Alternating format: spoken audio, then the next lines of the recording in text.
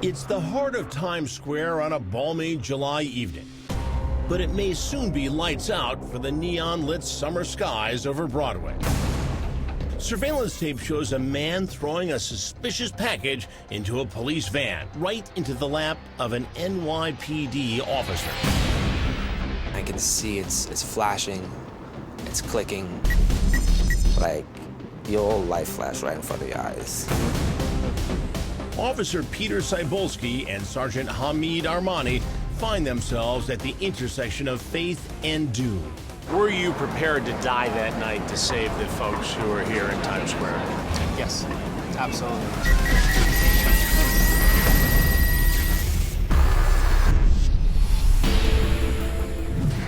Peter Cybulski from Long Island with just one dream.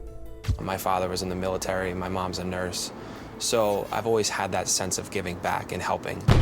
For Afghan-born Hameed Armani, it was a far different life in a troubled, distant land. Only thing I remember, was just bombing and rocket and people dying left and right. Armani lost many family members through a succession of wars. You had no freedom. You had no freedom whatsoever.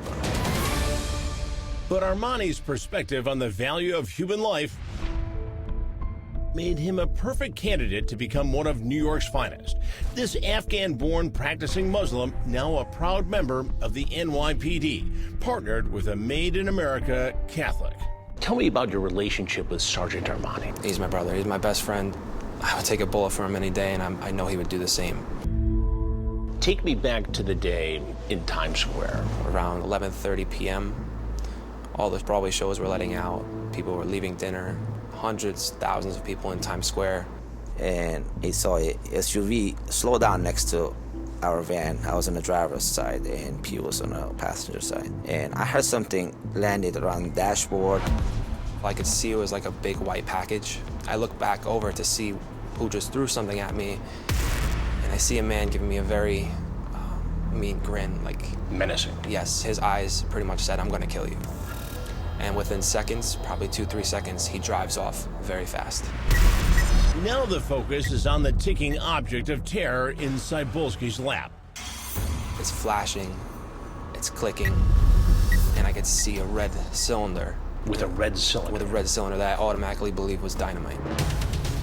We look around, thousands of people in Times Square. 2 little kids, look at it, because kids love cops. Smile at me, and I'm smiling back while everything going on. You got a bomb in the car? Yes.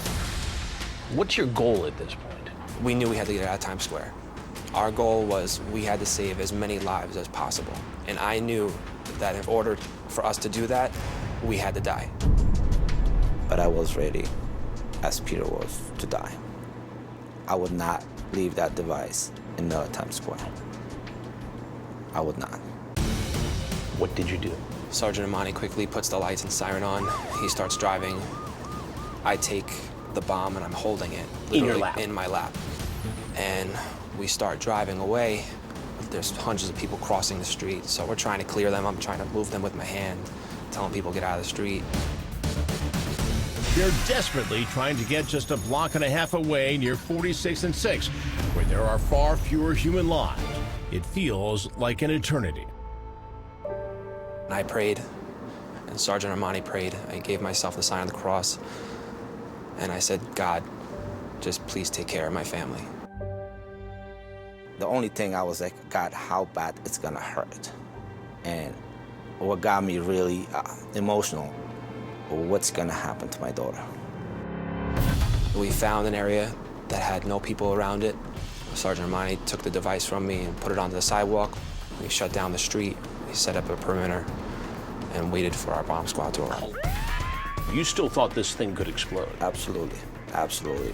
But despite their willingness to lose life and limb, it turns out the so-called bomb was fake. Give me the sense of relief you felt when the bomb squad officer said, "It's not real." It's funny. I was like, God, you're good. You're good. But our job wasn't done. Far from done, Cybulski and Armani are dispatched 15 blocks away to Columbus Circle, where the madman is still on a terror mission. Columbus Circle and parts of Midtown effectively at a standstill.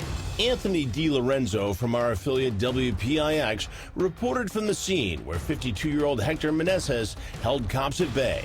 His van appeared rigged with explosives. Police really thought that they could possibly have a suicide bomber on their hands. The bomb squad robot determines there is no threat. Meneses is pepper sprayed and arrested. A long night of bravery in the face of terror is finally over. What's the first thing you did after you got off the job? I remember just crying on the train ride home. I just cried and just prayed and thanked God that I'm still alive. I appreciate everything in life. The air that I breathe, I appreciate that. The bravery exhibited by these two officers last night, Sergeant Police Officer, I cannot emphasize enough.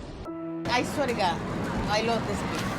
You love it. I love these people, you know. From your heart, you love it. In my heart. I just can't believe two of my good friends took the chance for the sake of all the people in Times Square. What does that say about Pete and Sergeant Armani? Oh, they are my heroes. Oh, that's all I can say. As you stand here today, do you sort of relive that very moment? Every day. Every day. Every time I come here, I still get chills a little bit just thinking about what happened and how close we came to death. If you ask an average person, would you take a bullet for a stranger? I would say half of people would say no. We would. We're back here in New York, and I'm joined by two of its finest, the first two recipients of Crime Watch Daily's Badge of Honor, Sergeant Hameed Armani and Officer Peter Cybulski. Thanks, guys, for being here. I appreciate it. Thank you, It's an honor for me to be here with you guys.